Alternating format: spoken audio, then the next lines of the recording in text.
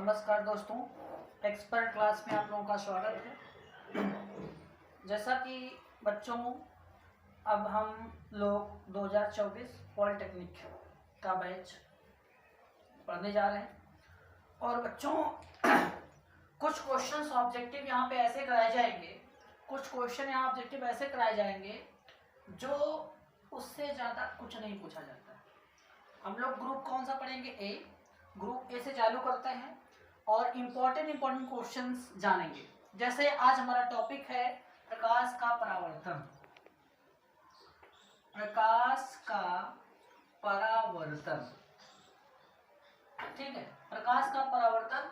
और प्रकाश के परावर्तन से एक भी क्वेश्चन अगर इधर उधर से आ गया तो आप उसको सॉल्व करके आएंगे। कैसे करके आएंगे? सॉल्व करके आएंगे 100%, ये मेरा दावा है। मतलब हम लोग चैप्टर बाय चैप्टर्स पढ़ेंगे और जो ऑब्जेक्टिव क्वेश्चन है उससे ज़्यादा कुछ पूछा ही नहीं जाएगा, अगर आएगा तो वही सिर्फ आएगा। चलिए, प्रकाश का रिफ्लेक्शन देखो, प्रकाश का परावर्तन बच्चों थोड़ा थोड़ा सा इसके चैप्टर्स के बारे में जानेंगे और इसके ऑब्जेक्टिव क्वेश्चन ज़्यादा करेंगे। जैसे प्रकाश का परावर्तन क्या होता है? परावर्तन मतलब रिफ्लेक्शन, रिफ्लेक्ट मतलब कोई चीज आए और रिफ्लेक्ट हो जाए, वही होती परावर्तन। जैसे मान लीजिए ये हमारा कोई एक तल है, हमारा क्या बेटा?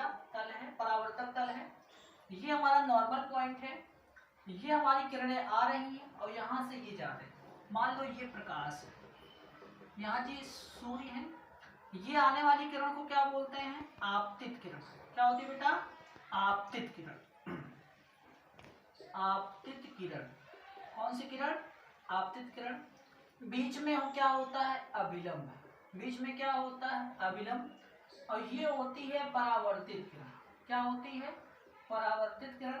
हाई स्कूल बेस्ड है, बिल्कुल हाई स्कूल बेस्ड है, इसमें ज़्यादा मेहनत नहीं करनी है, आपको थोड़ा थोड़ा समझना, इसके ऑब्जेक्टिव क्वेश्चन ज़्यादा करने। मोस्ट इंपॉर्टेंट तो वही है, क्योंकि पॉलिटेक्निक में जो होता है ऑब्जेक्टिव क्वेश्चन आते हैं जो कि छोटे छोटे आते हैं।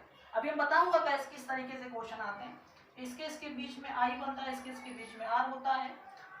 बस आप डिफिनेशन अगर जानना चाहेंगे तो बताएंगे, जब प्रकाश किरण किसी चमकदार तल पर पड़ती है तो उसका कुछ आंशिक भाग उसी माध्यम में वापस लौट जाता है। इस क्रिया को क्या कहते हैं? प्रकाश का परावर्तन। इस क्रिया को क्या कहते हैं बच्चों? प्रकाश का परावर्तन। इसके दो नियम होते हैं। इससे क्या होते हैं? दो नियम होते हैं। पहला नियम ये होता है कि आपतित किरण, अभिलंब, परावर्तित किरण तीनों एक ही तल पर होता है या तीनों एक ही पॉइंट पर होते हैं, ठीक। दूसरा नियम क्या होता है? आई बराबर आर। भैया आपतन कोण और परावर्तन कोण आपस में क्या होता है? बराबर होता है। तो यहां से क्वेश्चन क्या उठेगा? क्वेश्चन ये उठेगा कि आपतन कोण परावर्तन कोण क्या होता है? बराबर होता है। जैसे मान लीजिए कि अगर कोई आता है और पूछता है कि परावर्तन के दो नियम बताइए, तो आपको दोनों नियम बताने पड़ेंगे। बट परावर्तन से ज्यादा कुछ क्वेश्चन नहीं उठता है, ठीक। और अभी हम लोग जब ऑब्जेक्टिव क्वेश्चंस करेंगे तो जितने भी क्वेश्चन होंगे सारे क्वेश्चन क्या कर लेंगे? फिनिश कर लेंगे। बट इससे ज्यादा क्वेश्चन पॉलिटेक्निक में नहीं आता है, ये सिर्फ हाई स्कूल बेस्ड है। जैसे एग्जाम अगर निकालना है तो एग्जामिनेशन में ये मोस्ट इंपॉर्टेंट है। अब जो क्वेश्चन पूछा जाएगा जिसपे वो पढ़ते हैं, जैसे इमेज यानी प्रतिबिंब। क्या बेटा? प्रतिबिंब। क्या पढ़ेंगे? प्रतिबिंब। प्रतिबिंब क्या होता है? प्रतिबिंब यानी कि इमेज, इस पे क्वेश्चन आता है। जैसे प्रतिबिंब कितने होते हैं? दो। कितने होते हैं? दो। पहला होता वास्तविक। क्या होता है बेटा? वास्तविक। दूसरा क्या होता है? आभासी। क्या होता है? आभासी। भैया वर्चुअल और देखो, रियल और वर्चुअल। क्या होता है? रियल और वर्चुअल।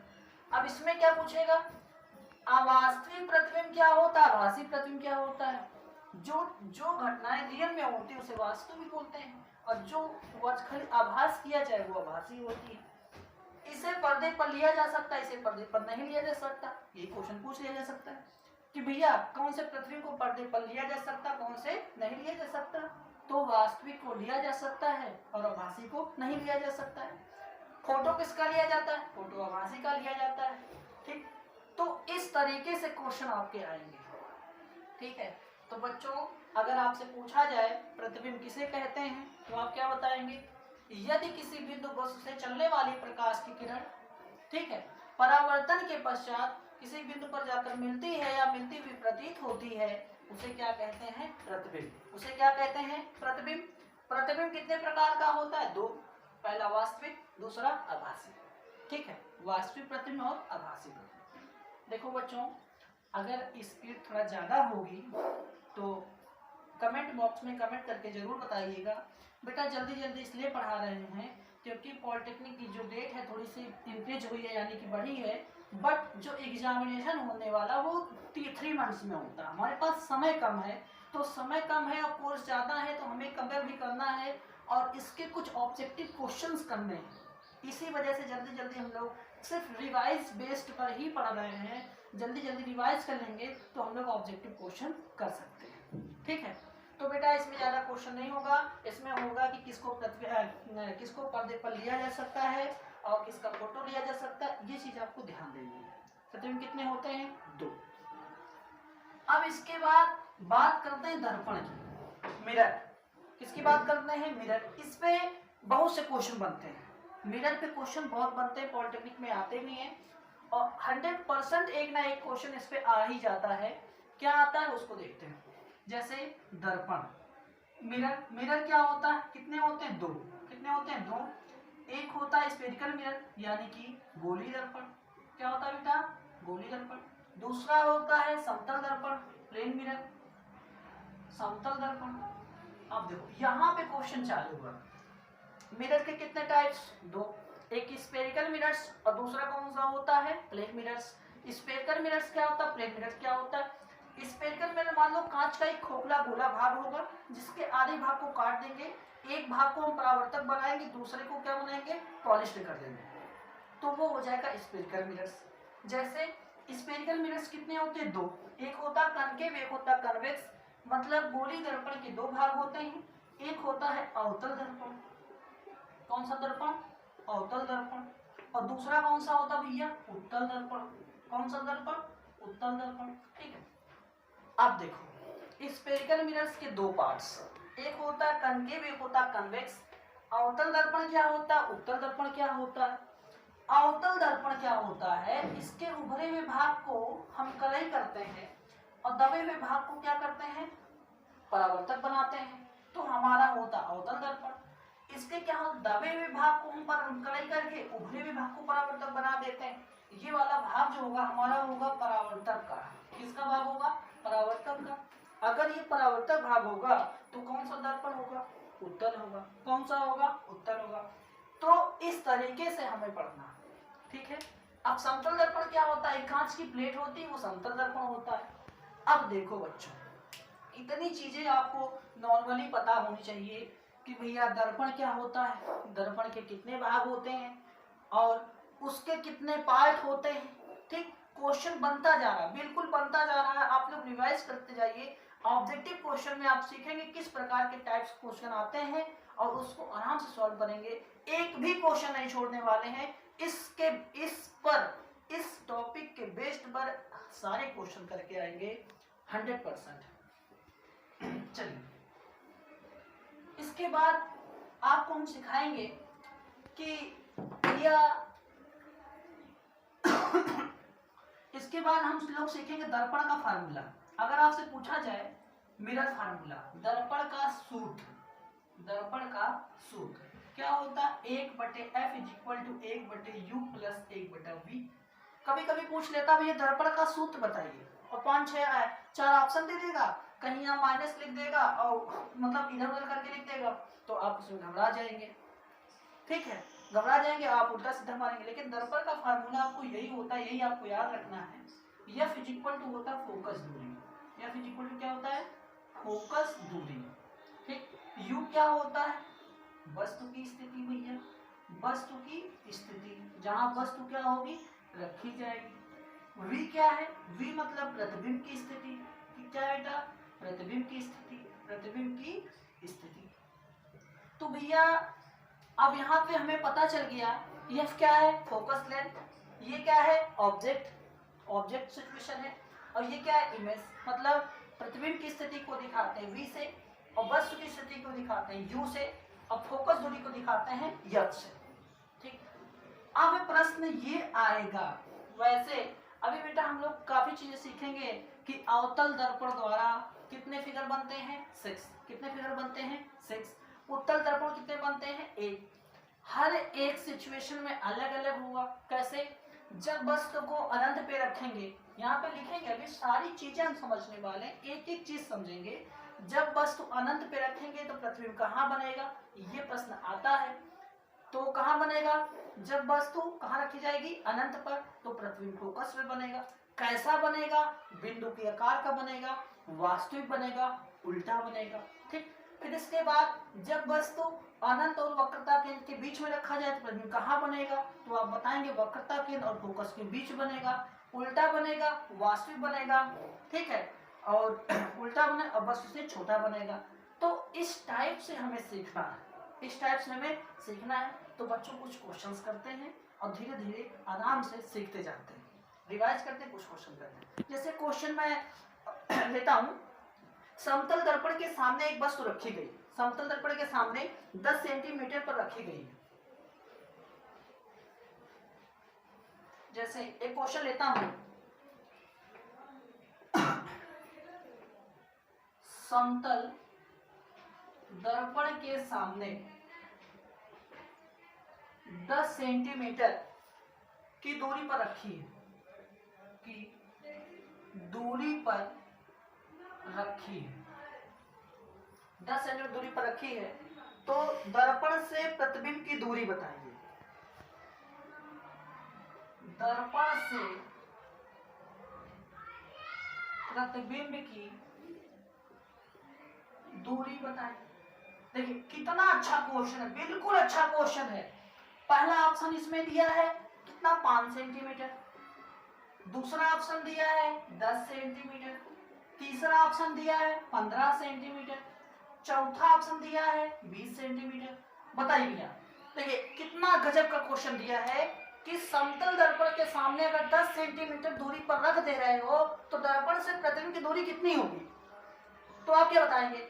भैया दर्पण है समतल, कौन सा दर्पण है, समतल। अगर समतल दर्पण होगा जितने पे रखोगे उतने बनेगा, यानी 10 is right answer, B for Baahubali, नोट कर लीजिए। ठीक है, दूसरा क्वेश्चन कराते हैं।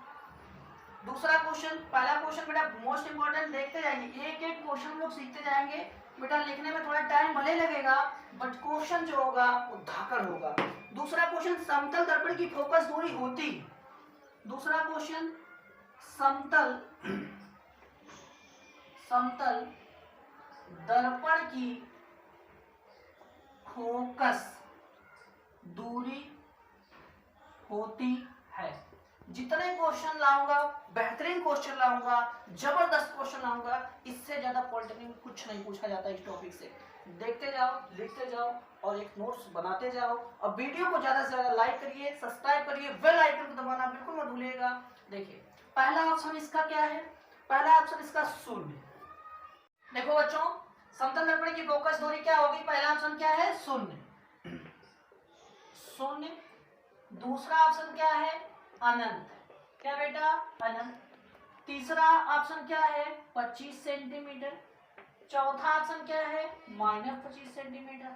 चलो भैया एकदम बिल्कुल देखते जाओ, आया हुआ प्रश्न है ये, समतल दर्पण की फोकस दूरी कितनी होती है, समतल दर्पण की फोकस दूरी कितनी होती है।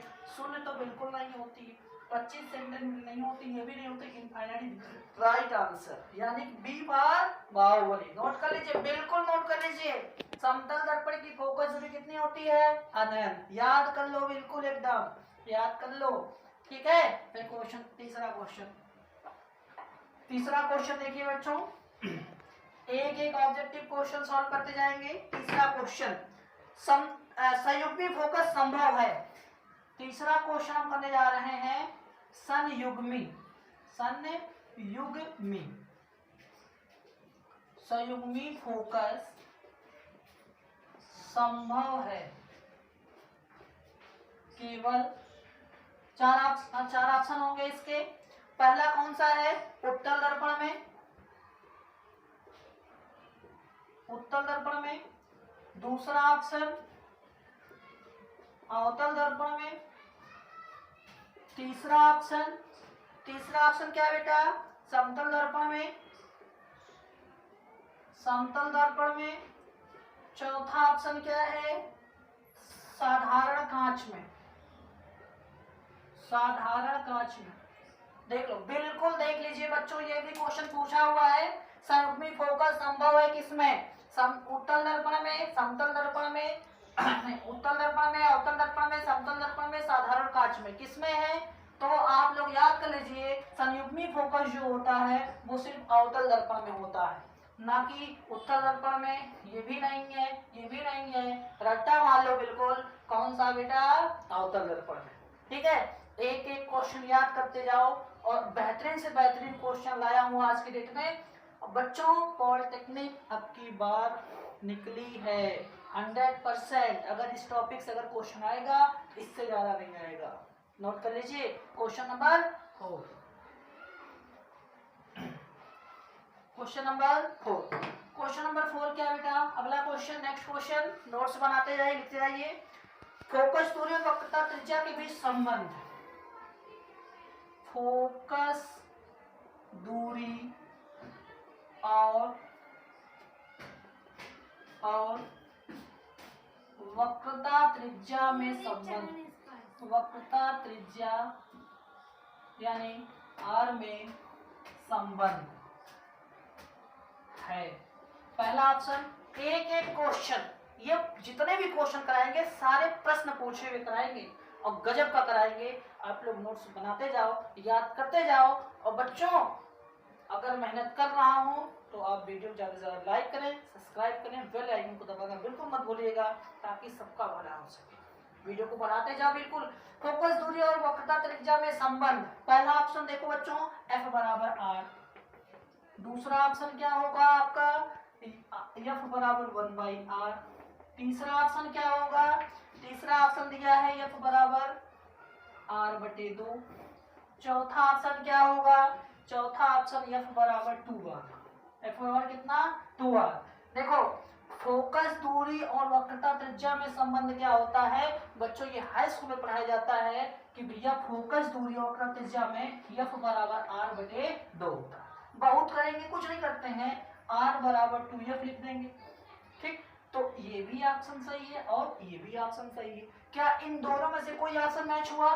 क्या ये मैच हुआ? नहीं। क्या ये मैच हुआ? नहीं। ठीक, तो मैच क्या हुआ, मैच F बराबर R/2। F बराबर R/2 बिल्कुल शुद्ध शुद्ध दिख रहा है। ऑप्शन नंबर 3 इस राइट आंसर है। तो इसको आप नोट कर लीजिए और आराम से टिक कर लीजिए। 4 क्वेश्चन फिनिश हो गया। F बराबर R/2 यानी कि जो वक्रता त्रिज्या होती है वो क्या होती है, फोकस दूरी की दोगुनी होती है। ना गुणा कराओगे तो R बराबर कितना हो जाएगा, 2F।